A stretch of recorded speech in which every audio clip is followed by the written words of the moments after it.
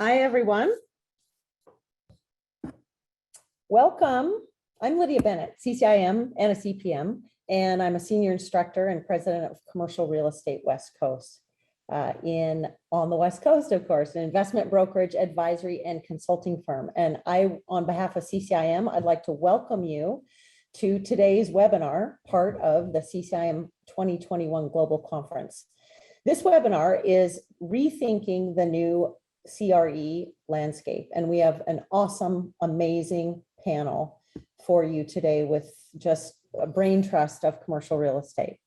So we're happy to share this with you as part of our global conference, and for Institute members, it is indeed one of the many member benefits that are designed to help you adapt and thrive in 2021 and beyond, infinity and beyond. So joining us today is Spencer Levy. He's the Global Chief Client Officer and Senior Economic Advisor for CBRE. Joy Olshonsky, who is a CCIM as well, FRICS, SIOR, and President and CEO of NAI Global. And David Thor, also a CCIM, SIOR, and Executive Vice President of JLL. So just a little bit of not housekeeping, but things to have your questions be heard and answered by, again, these three guys who have been in the real estate industry for a long time and have a really great handle on it.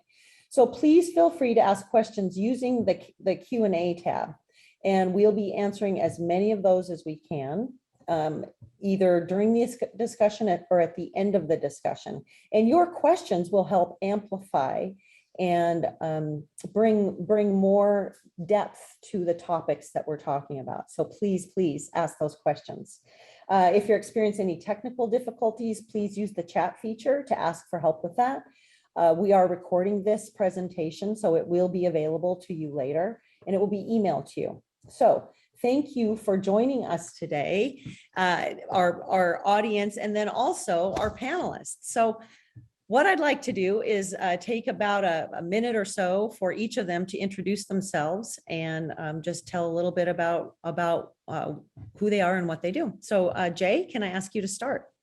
Sure. Well, thank you so much for having me today. And I'm really excited to be here with these two other gentlemen and also with Lydia.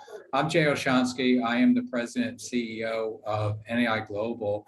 And for those of you that don't know, NAI Global is actually a little unique in the commercial real estate space. We're the largest collection of independently owned and operated commercial real estate firms. So we do cover 42 different countries. We do cover 300 offices. We're predominantly in North America, and we cover all the different food groups of commercial real estate, like some of my colleagues that are on the panel today. Okay, Spencer, how about you? Thank you, Lydia, and delighted to be on with my old colleague, Jay, and everybody else on this panel, and you, Lydia, as well. And I'm the Chief Client Officer and Senior Economic Advisor for CBRE, the largest commercial real estate firm in the world. And my job is to go out and meet with as many clients as possible and to learn as much as possible about what's going on and share it with you. I will also note I am the host of CBRE's podcast, The Weekly Take, and I promise to make at least 5 shameless references to that today. That's awesome. Shameless references are allowed. All right, David. Yes. Hi, Lydia. Thank you. So again, as Lydia said, David Thor with JLL. I'm based in Pittsburgh. I work on a team of about a dozen folks supporting 40 or so clients. They're all corporate occupiers with portfolios ranging from, say, 50 to maybe 1,500 sites. As Jay referenced, all the major food groups. Our clients have portfolios of mixed composition. So we provide them primarily with portfolio strategy and transaction execution throughout their footprint. So I work a good bit locally, but I also work throughout the rest of the U.S. and at times internationally. And I spend the majority of my time transacting on behalf of clients, like I'm sure many folks on this call. So most of my input will come from the perspective of the corporate occupier, and maybe more specifically around the office or the workplace, as opposed to, I don't do a ton in retail or a supply chain, but quite a bit with office. Great. So we have a very diverse perspective from each of these three guys, which is perfect. CCIM is made up of a diverse group of practitioners. So as we met earlier, Jay and Spencer and David and I and CCIM staff, we were discussing about pendulum swings. So some of the biggest pendulum swings in commercial real estate occurred during and as a result of the pandemic. Various sectors were, as we all know, affected differently, however, and each sector experienced a swing for better or worse, or maybe not really at all. So we're kind of going to wrap this discussion around those swings. And at some point in the future, the pendulum will swing back, but not everything will return to pre-COVID activity, occupancy, demand, supply. So let's talk about the drivers of change in commercial real estate, given what we know now. They include, and this is just kind of a preamble for what Jay and Spencer and David will talk about, labor availability, labor management struggle, consumer behavior, that is, where do people want to live and work now and moving into the future, jobs, and then user tenant needs and wants. So how do those impact the commercial real estate, the CRE landscape now and as we move to the future? Here's the first thought or question that I'd like to have the panel address. So what are the impacts on property sectors of labor availability and the classic labor management power struggle? And Spencer, you brought this up in our discussion earlier. So can I have you start with that? Sure. So my background is in labor studies. Hence, I see what's happening in real estate today, particularly in the office segment, as a classic labor management struggle, which has been going on for hundreds of years. But what happened during the COVID crisis is that the power of labor increased significantly. And why is that? So when I studied labor back in the 1980s, there were two basic assumptions that we made regarding labor that were false. It was that labor had perfect information and perfect mobility. Now they have perfect information and near perfect mobility. And so because of that, the dynamic has changed between labor and management, and it's showing up in the office segment by the amount of labor that is demanding hybrid work from home, which is diminishing office demand. It's showing up in labor shortages in the other real estate segments, not the least of which is industrial, where labor is going to places that have better pay and better growth prospects. And so labor is now the driving concept in just about all forms of real estate, where you are going to have the highest density of the type of labor you're looking for. So if you're in the office segment, you're looking for, generally speaking, deep pockets of highly educated workers and lots of jobs to go along with it. If you're in the industrial sector, you're looking for more of a blue collar workforce that can serve in your facilities, but that will drive it. And what's changing there is what labor demands, not just in the hybrid standpoint of working from home or working in the office. What's also changing there is the ability of a city to adapt to this. And so what's changing is that labor is now demanding more of a live, work, play type of environment, certainly a certain type of labor. And that means you go to a city like Chicago, they'll like the Fulton Market. You go to LA, they'll like the Arts District or the Fashion District. You go to Miami, it's Wynwood. You go to Baltimore, it's the East Harbor. You go to Milwaukee, it's the Third Ward. Look, I do this for a living, folks. I can name every submarket in America, and you could pick them up and stick them all into Midtown Atlanta, which is another one of those segments, and they'll all look the same. So in summary, this is not a real estate issue. This is a labor issue. Real estate is a incidental to it. It is the consequence of it. It is not the cause of it.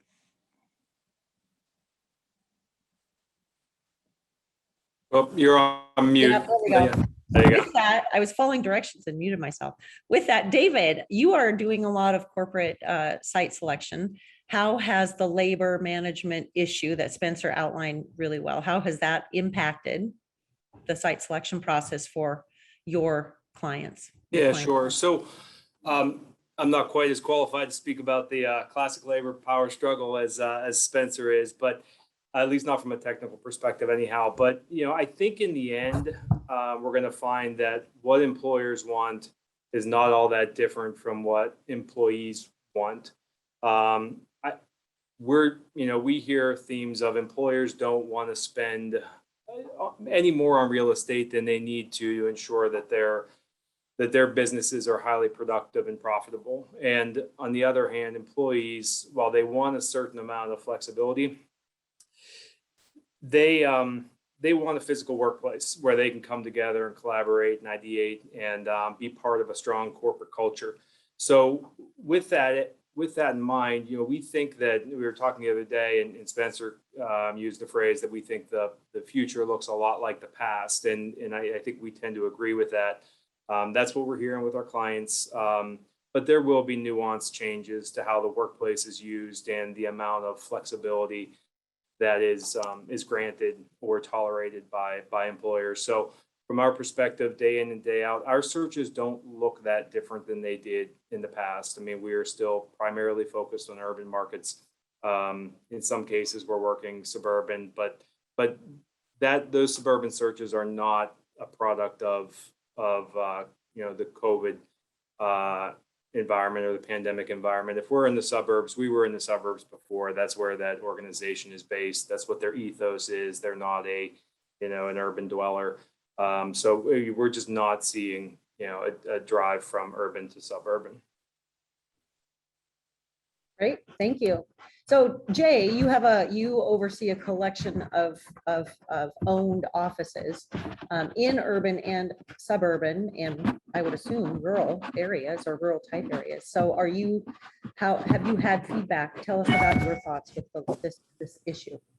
Well, a couple things. I mean, one thing that both David and Spencer are 100% correct that this is about labor, but we have to remember that even when the pandemic hit, only about 50, maybe 60% of the people stopped working or went home.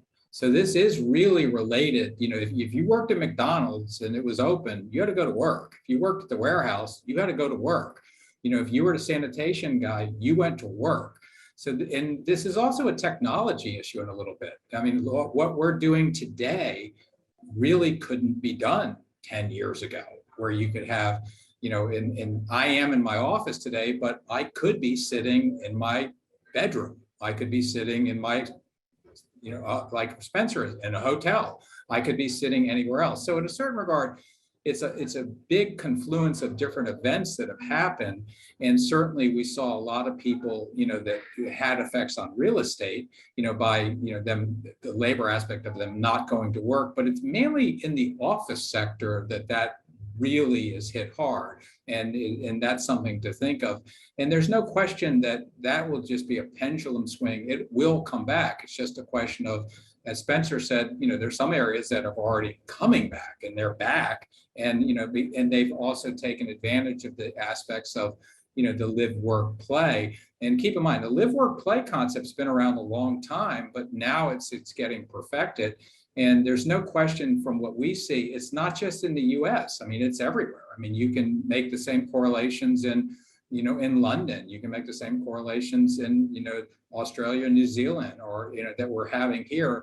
And in some cases, if you look at some of our offices, really Far East, they're saying that things are kind of above pre-pandemic at this point. They're totally back to normal.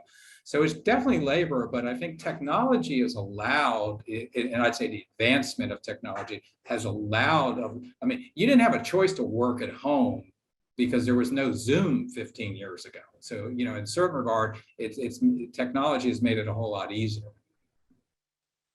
So Jay, I'm going to go back to you. So with that, you mentioned pendulum swing. So is your thought that the office pendulum swing from kind of being the one that, office retail that had not suffered, but had been impacted a lot. Do you think that it's now kind of back to a different, I don't want to say normal, but a different place, but it's kind of it's definitely changing, and this is highly dependent upon where the type of product, the type of building can be an issue. There was an article recently written about the differentials in New York City, that some of the best buildings or brand new high-end buildings are actually doing so well, and some of the 1980s and 1990 built buildings aren't doing as well because they just functionally are different than the new building. So it really can depend where in office from that point of view. And so the pendulum is definitely swinging back. And keep in mind, for all of us on this call that have been around long enough, you know, I can go back to 1990 when things were terrible and people would say, stay alive till 95. And as long as you were able to survive for those 3 to 4 years, things were pretty dreadful back then. Things get better. And just like, there's no question that things are getting better in all property types. One note though, bad real estate's bad real estate. If you have a mall that's bad real estate to begin with, unless it gets converted into, you know, an Amazon warehouse or some sort of mixed use, and it still could be bad real estate. So in a certain regard, you have to be careful on how things swing back. It won't be every property. All right, and I think I'm going to hit that one after we kind of go through some of these other questions, so you guys can be thinking about the bad real estate and mall question, or issue, I should say. But let's switch to industrial for a moment. We kind of been talking about office, and industrial is one of those that I will tell clients. Industrial was the COVID winner. So let's start with David on this. I know you do mostly office. Those offices probably, you know, have some of them may or may not have supply chains. So is their supply chain, or in your focus, is supply chain impacted at all because of where people want to live and work, and thus the locations of users? Now, office may not have supply chain, but I thought I'd start with you on this one because of users and availability of jobs. Sure. So all I can speak to, with regard to industrial, I'll speak more anecdotally than from my professional experience, right? Because I candidly don't do much in that industrial space. But I will say that in the markets that I'm working in, we've seen a significant amount of product that's been converted its prior life had been office, and it is being converted to industrial use. So to answer the question about the use of property relative to where people want to live, work, and play, again, here in Western Pennsylvania, you see a lot of the last mile occupiers or users looking for space proximate to where people call home. So that's consuming real estate that previously had been occupied for some other use. So here and elsewhere, we're seeing that trend. But again, that's more just what I'm observing, locally or day to day. Great. Thanks. So Jay, I'm going to go back to you, and then Spencer, you'll be after Jay. What are you seeing with the industrial market and supply chain activity? Well, let's just start with the industrial market.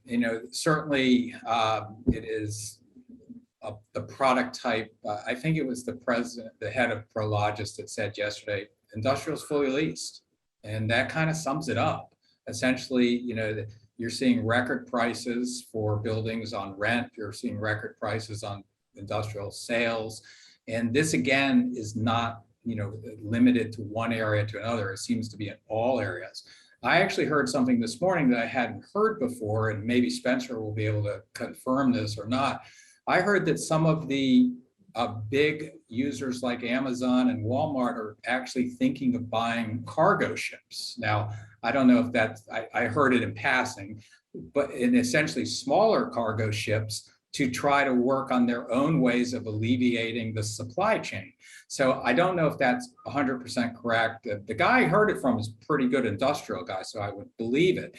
So what you're seeing industrial, and I'm going to let Spencer touch on this, it's all about labor and transportation. Because in a certain regard, industrial is completely driven by labor and transportation, whether it's, as David mentioned, that last mile, facility in Western Pennsylvania close to, let's say, Pittsburgh, and people live there, or it's in northern New Jersey where, that it's so many drive minutes or drive hours to get their goods and services to New York City or Philadelphia.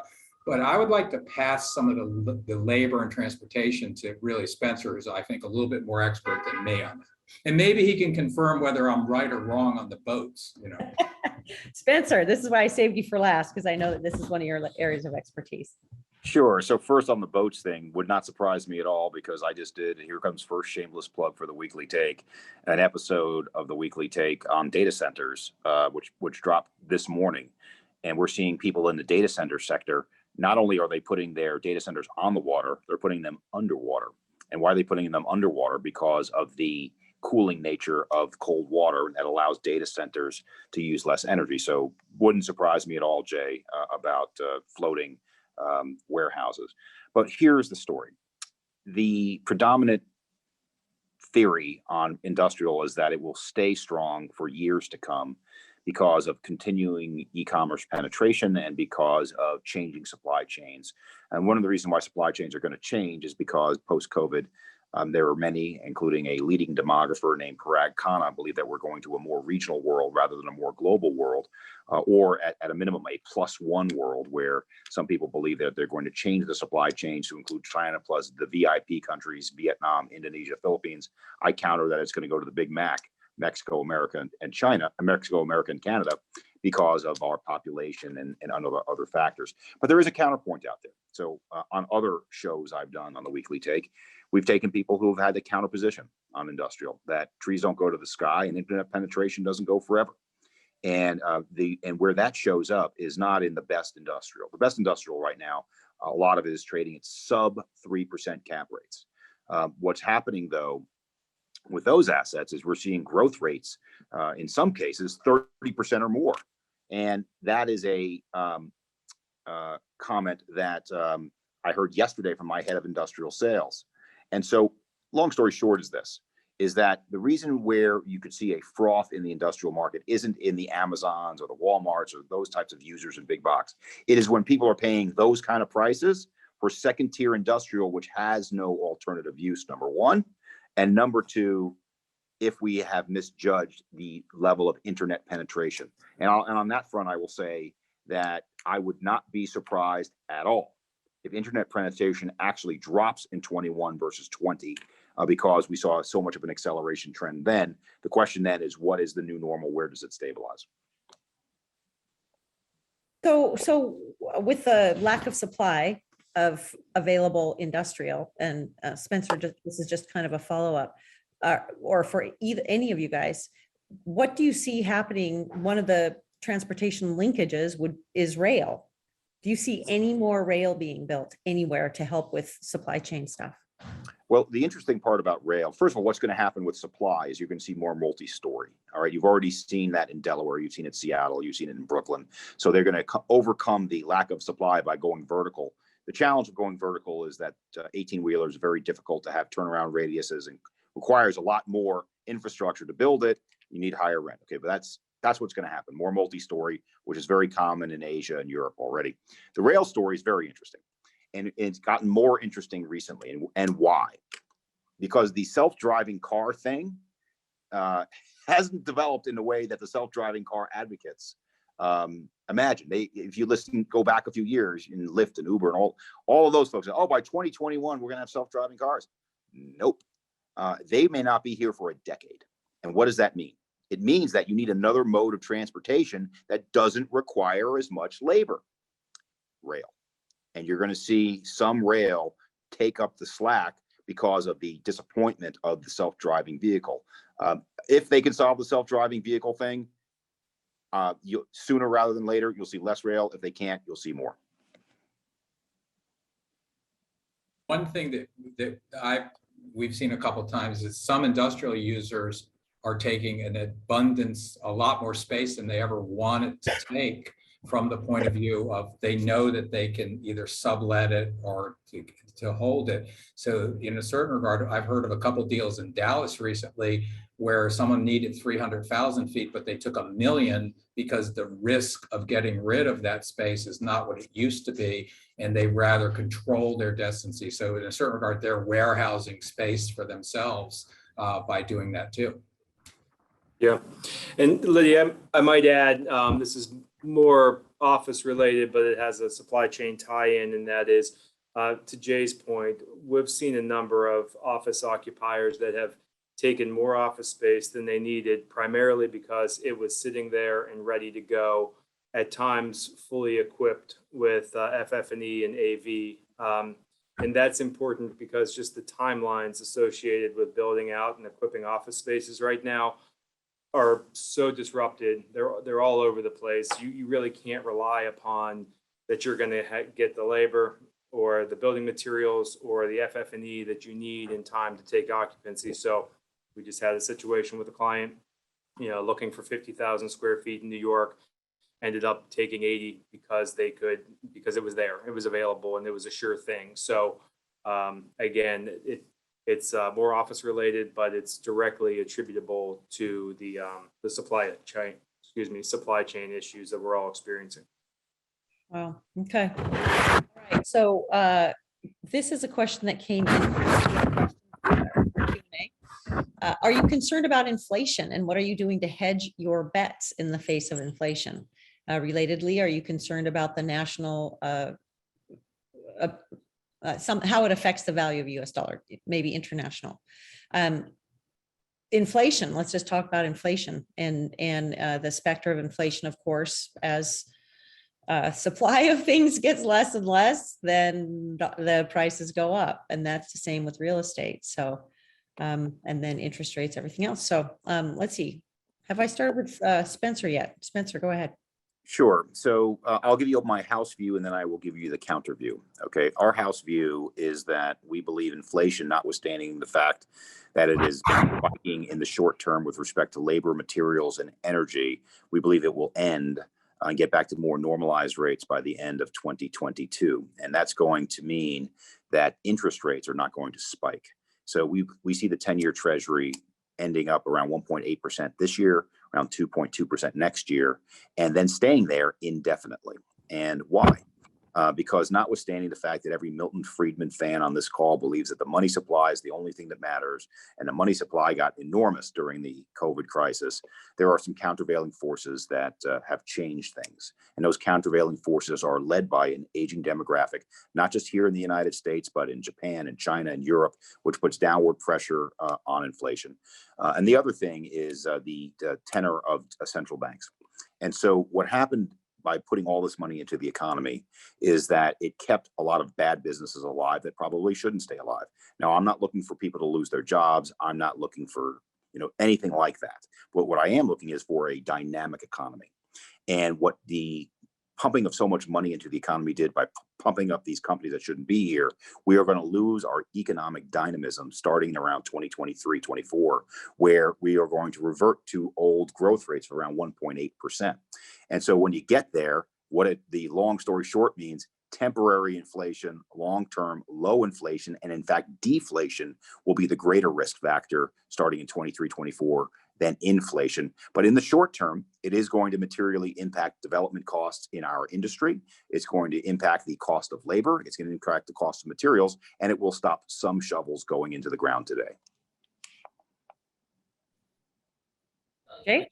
And one thing I wanted to just add, which is kind of not so much, I think you've got the expert opinion from my point of view on the inflation and things like that.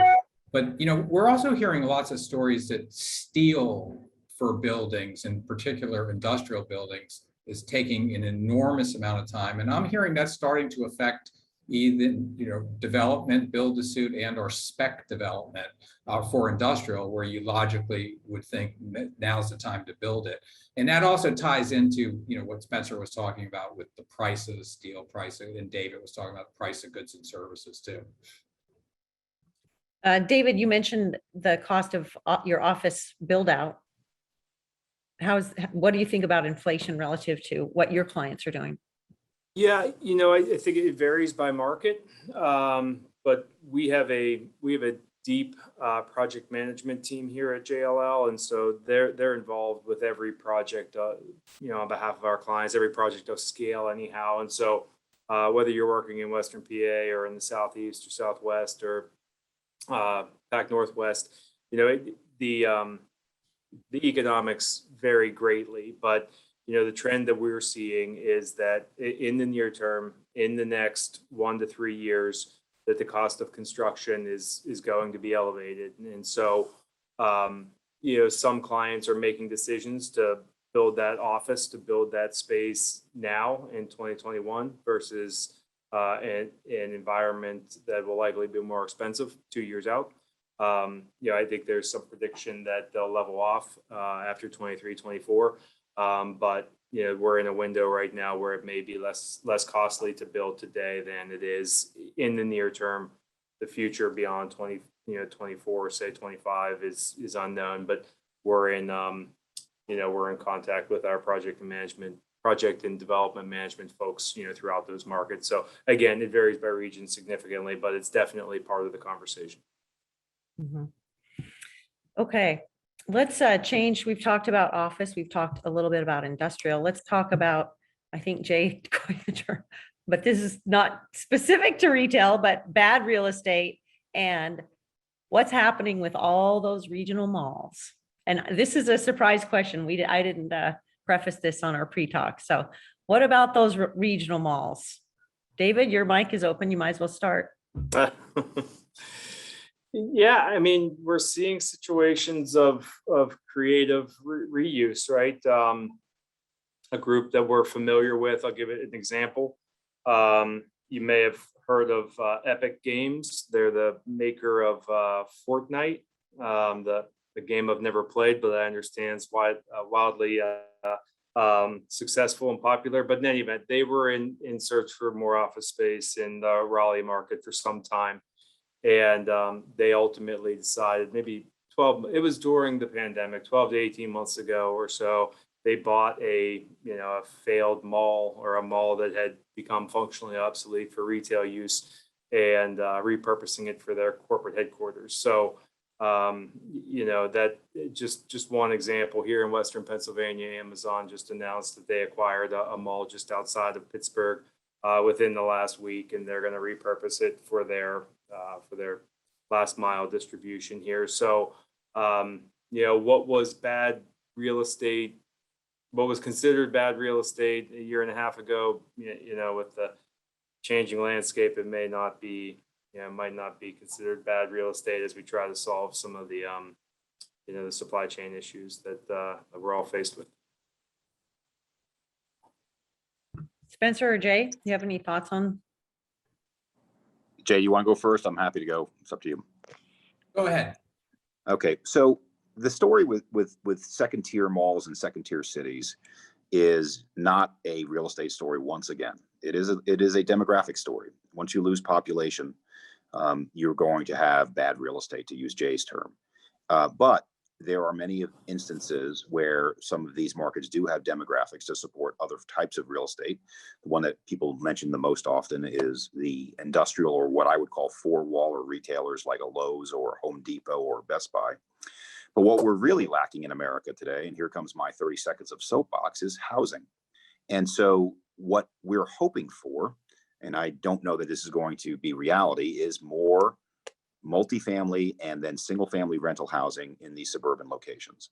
The challenges are zoning. The challenges are people want to keep these types of uses out of their communities, but there's a clear need. And that's why I've been recommending to many of my traditional multifamily clients to get into single family rental, because the operational efficiencies there are now almost as good, if not as good, as multifamily. There's tremendous demand, and you're going to have less local opposition than you will to going vertical and multifamily. So long story short is, I think that the highest and best use of that many times is scrape it and industrial and retail four-waller, but I'm hoping to see more single-family residential rental.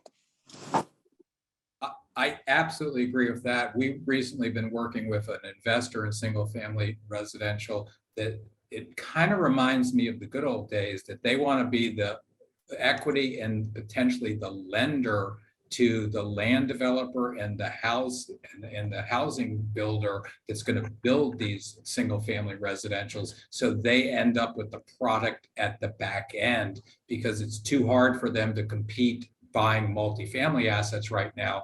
So they're taking sort of a land development play and then fund the developer, fund the builder, and then they're left after the property is fully leased and operating in a single family. And I'm seeing that in a lot of markets, from certainly the Southeast, the Southwest, and the Southern markets, but they're looking at things in markets I would never have thought they would look at, such as Idaho, such as Colorado, and things like that. So that's definitely changing.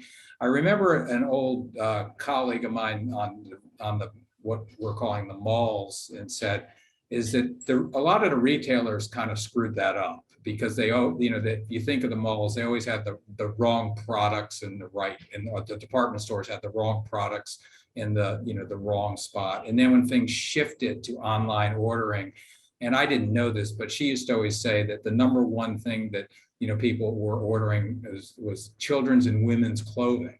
So at some level, if those are the things that are being offered, you'd walk in a traditional mall or traditional department store, and essentially you'd walk into the makeup counter, and people aren't buying that. So we've seen a whole shift that goes way beyond the real estate that's out there too. And so you can also look that the way people buy today is completely different than the way they did, let's say, 5 or 10 years ago in particular.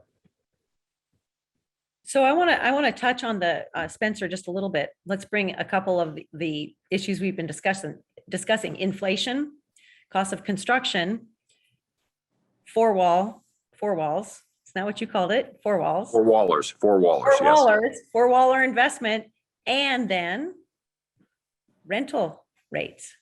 Is it financially possible from a return point of view, given the cost of construction and single family homes and the prices of single family homes, which have just been going up, to create an investment that ultimately could pay off given rental rates? Are rental rates keeping up with four waller construction given construction costs?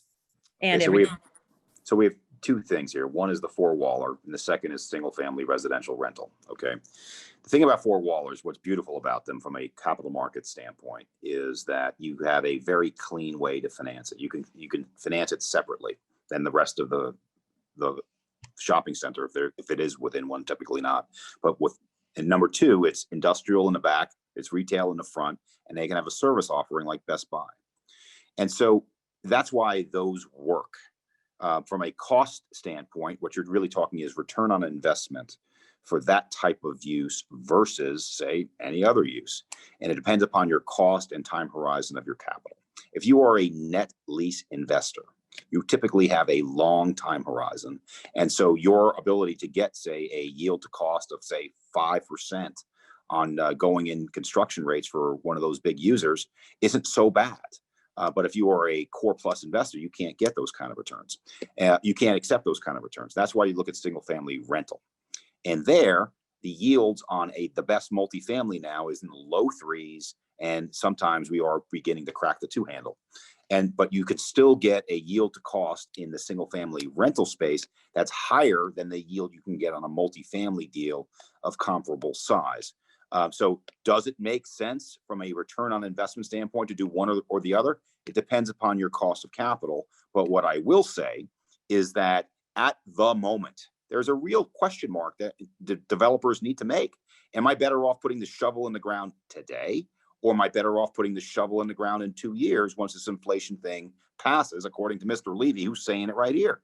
Now, Mr. Levy also has some other friends like Mark Zandi, who's the chief economist at Moody's, who has a different point of view than me. He thinks inflation is going to be much more durable, that the 10-year is going to get above 3% in 2024. So I'm not saying I am the sole voice on this issue. But nevertheless, I think the most important question that people should be asking today is their cost of capital. Better to put the shovel in the ground today or wait 2 years? Okay. And then that kind of brings up the last, and again, this is not a question that this came through the Q&A. Land. You made a point right then, and Jay and David, you probably with your clients can also talk to this. Land, I have heard, may be better just to sit on it at this moment. What are your thoughts on that? Jay. Boy, that's an interesting question. I think, again, it depends what type of land it is and where it is and what it ultimately is going to be used for. Certainly, and picking up on Spencer's point on depends on your hold period in a certain regard too. If you look traditionally at a lot of cities where people have bought large vast, a large amount of land outside of metropolitan areas and waited for the growth to catch up with them, fortunes have been made.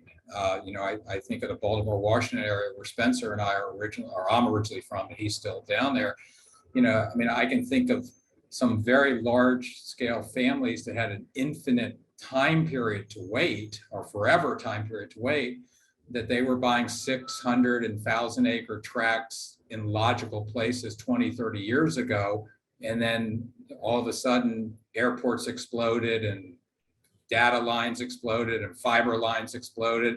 And next thing they know, they're sitting right in the middle of, building malls and apartments and offices and industrial, all on the land that they bought for basically nothing 30 years ago. So that's a really hard question from the point of view. I'm not seeing a lot of our people talking about land banking right now, except for what I mentioned, where they're trying to help the single family developers, acquire a piece of ground that they ultimately can be the end user holder of that property. Great. Anyone else want to take a stab at the land issue? Okay, one more, and then it is 45 after the hour, but if it's okay with you guys, can we go just a little bit longer? All right, and hopefully audience, you don't mind either. So with interest rates so low and values so high, then cap rates are compressed, of course. So the minute interest rates start rising, then cap rate decompression will occur. Oh, Spencer's shaking his head. If cost of capital rises, then the return will probably be demanded higher. So what's going to happen with equity in that scenario? So David, we haven't heard from you. I know, Spencer, you're just chomping at the bit, but let Spencer go. Truly, in my world, that I don't do much in that space. So, and Spencer, I'm sure has a good perspective on it. Thanks. All right. I am an expert in nothing except for cap rate movements, and I've been studying them for 25 years. Wait, I thought you were an expert in labor. Well, maybe that too, and maybe a lot of other things, but there's nothing I've studied more than that. Okay. And so the conventional wisdom is that rising interest rates mean rising cap rates. Mm-hmm. And historically, that was true. But that's why you have to look at the mega trends and how that might change the equation. And what are the mega trends? Megatrend number one is an aging demographic. And the aging demographic means that there are a lot more people who need yield. And that means there's going to be a lot more equity capital chasing yield in the commercial real estate space, which will have a countervailing force on cap rates, even in a rising interest rate environment. That's point number one. Point number two, at points where we have seen spikes in interest rates, the most popular asset types, which today is multifamily and industrial, have seen inversions. We've seen many moments where the interest rates were higher than the cap rates. We actually expect a little bit of that because we think that, use Mark Zandi's point of view, if the 10-year gets above 3, you're clearly going to see an inversion in multifamily and industrial. But if you can still justify the rent growth expectations that are 10, 20, 30% in some cases today, you could still justify a lower cap rate. So the listener is entirely correct from a historic perspective about the relationship between interest rates and cap rates. Now, you should also know that the scariest 4 words to ever come out of an economist's mouth is, this time is different, okay? So now I'm going to say those words. It is a little different because of the changing demographic, the amount of equity capital flooding the space, which leads me to believe that not only are cap rates low, they can get lower. Jay? I agree 100% what Spencer just said, and at some level, the days of 10% cap rates, just because interest rates are going up, that seems like 25 years ago to me at this point. Mm-hmm. All right. Okay, well, Now we're probably we are at the end, but what I'd like is for each of you guys to talk about your perspective. We've talked about pendulum swinging. So what's the biggest opportunity for commercial real estate professionals as we look ahead? What's the biggest opportunity? Spencer, go ahead. I get this question every day, and I give the same answer every day. To quote Warren Buffett, be greedy when people are fearful, and be fearful when people are greedy. And what that means is that I think the single best opportunity in real estate today is in two places. One is place, one is type. The place is all of these live, work, play submarkets within some of these disfavored markets, like the Fulton market in Chicago. Because a lot of people have redlined Chicago, won't buy there because of the tax situation and because of regulation. I'm like, back up the truck in these live, work, play markets because it's going to materially outperform the market, and you are going to have a smaller bidder pool on your deals. The second place where I'm telling people to back up the truck is on certain types of retail, not grocery anchored. That story's been written. Power centers. Their performance is excellent. And you can get a cap rate on very good power centers that are 400 or 500 basis points higher than the cap rates you're getting today on multifamily and industrial. And then with reasonable leverage, you can get a mid-teens levered IRR immediately. That delta is irrational and should be exploited. That's my answer. All right. Jay.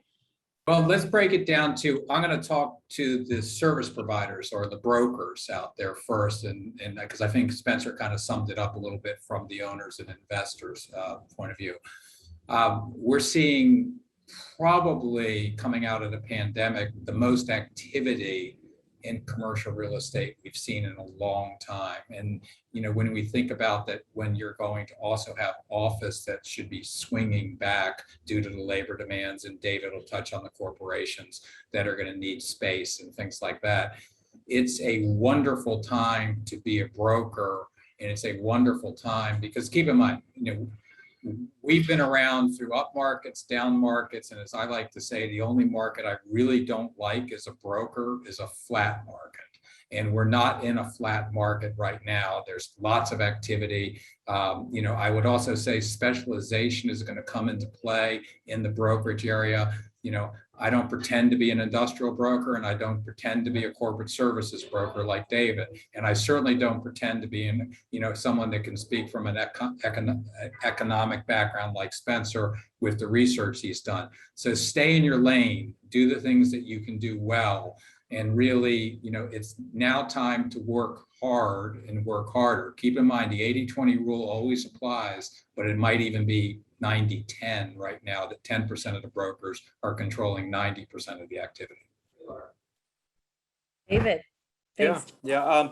So again, I think everything that Spencer said and Jay has said in response to this question is spot on. I'll approach it more from a service provider perspective. I think it really varies based upon the type of work that you do. And so more specifically, if you're landlord agency, it's going to look very different than someone who spends their time focused on multifamily or industrial or retail, or somebody like myself in the corporate office portfolio space. I mean, as Jay mentioned, we're extremely busy right now. Nobody is sitting by idly, you know, wondering what the future looks like. I mean, we're working on portfolio adjustments every day. So in any event, I think the greatest opportunity really is the chance to bring creative problem solving to your clients and working on issues that didn't exist as recently as 2019. So while our day-to-day at times can be mundane and repetitive, I think in the near term here, it's really an opportunity to get creative and figure out how you can bring value to your clients. And I think that they're gonna appreciate that in the end. One point that I think needs to be noted to everyone out there, all three of us work at global companies. So in a certain regard, the world is not just Main Street where you live anymore. The world is much larger than that. And with the advent of inexpensive air travel and really good technology and really good partners, and just think of CCIM. There's CCIMs everywhere. So in a certain regard, you are a local expert by teaming up with somebody else in Barcelona or in, or in LA. And that's something I'm seeing the really smart, let's say, service providers and brokers get that. David lives in Pittsburgh, but how many deals did you do in downtown Pittsburgh?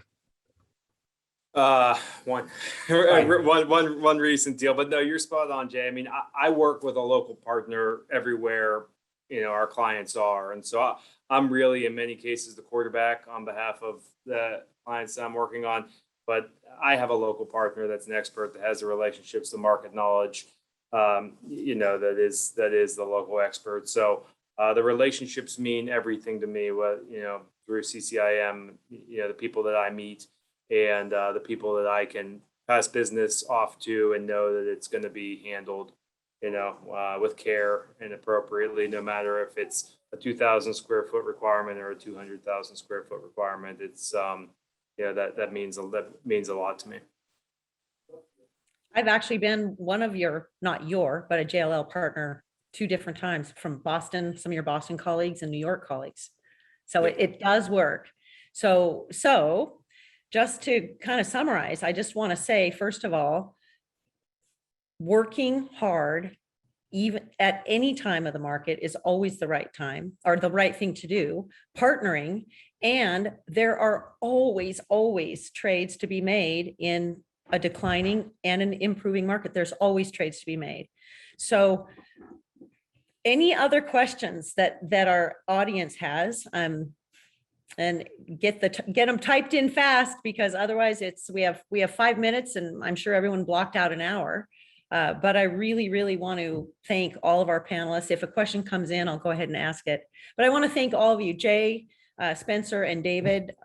This was really illuminating for me, and we got a lot of good high level questions and thoughts out there and discussions going. So I guess that's about it. So thank you very much. Now to our panelists, thank you again. Thanks, everybody. Yeah, and as a reminder, don't leave yet. The recording and accompanying presentation will be emailed to all the registered attendees. If you're not already a CCIM Institute member or course participant, just take a moment to sign up for our e-newsletter at ccim.com, and you'll get newsletters and announcements about all of the things that we're doing that you can have access to. Besides becoming a CCIM, which is awesome, I just have to say. So anyway, thank you guys very much, and hope to talk to you in the future. Thanks, everybody. All right.